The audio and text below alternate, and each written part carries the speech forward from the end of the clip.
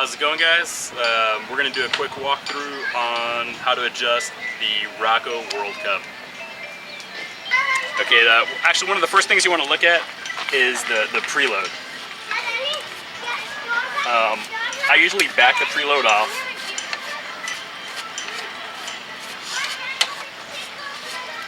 Right to where it's basically like loose. Okay? And maximum amount of preload on any spring is only about 4 millimeters. So I usually take it and I'll do 3 full turns.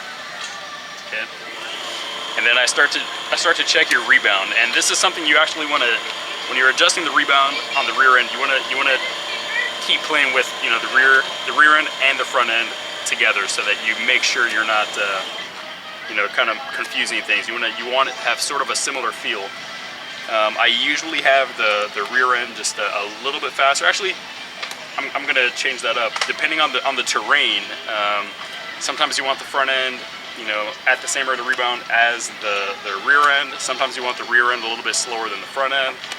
It just depends on what you're dealing with, the terrain you're dealing with, the rider you're dealing with.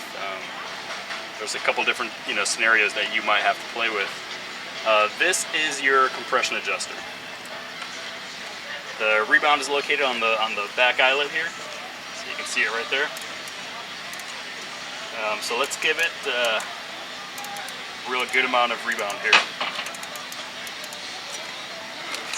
You can see it slowing down.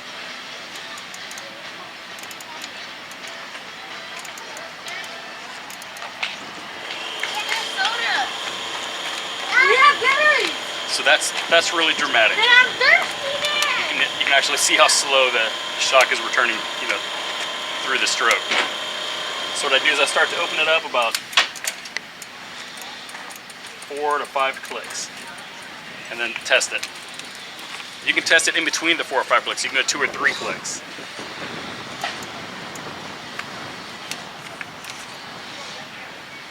So open it up right about where you think it's going to feel comfortable on the trail that you're riding.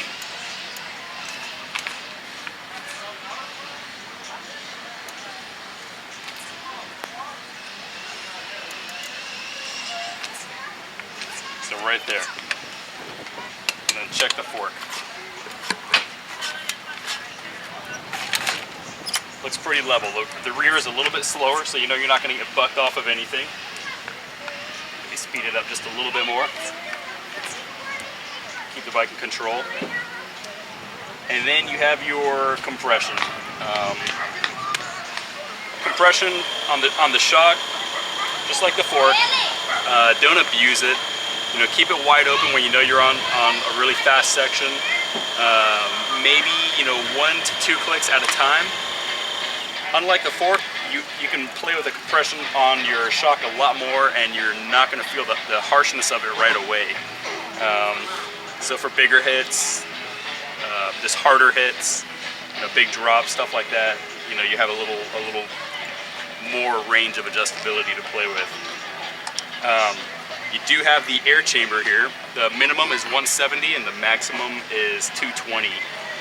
You know, so for a lighter rider, you can run that 170 psi and not have to worry about, you know, that chamber bottoming out or anything.